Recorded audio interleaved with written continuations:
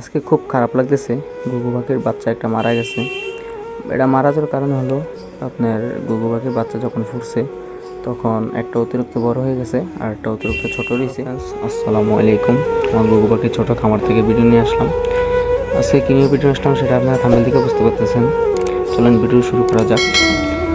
আজকে ভিডিও নিয়ে আসলাম, আমার ঘুঘু পাখি একটা মারা গেছে বাচ্চা, এই জন্য একটা ভিডিও দিলেই, ছোট একটা ভিডিও আপনাদের মাঝে।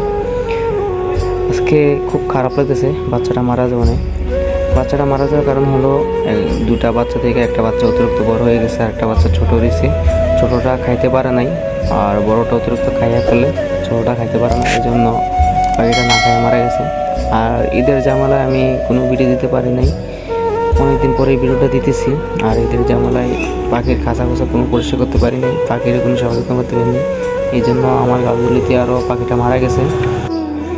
এখন তো আর এটাকে আনতে পারবো না, এখন খাঁচা পরিষ্কার করে দিতে হবে। আর পাখির কিছু রোগ আসে রয়েছে, এগুলা রোগের ওষুধ খাওয়াইতে হবে। আমি প্রথমেই রেনামেসিন খাওয়াবো অল্প মাত্রা দিয়ে। প্রথমে আমি রেনামেসিন থেকে শুরু করবো। আমি ভিডিওটা বেশি বড় করবো না, ভিডিওটা এখনই শেষ করে দেবো। যদি ভিডিওটা ভালো লাগে তাহলে লাইক কমেন্ট শেয়ার করে দেবেন, আর চ্যানেলটা যারা সাবস্ক্রাইব করে নেয় সাবস্ক্রাইব করে দেবেন।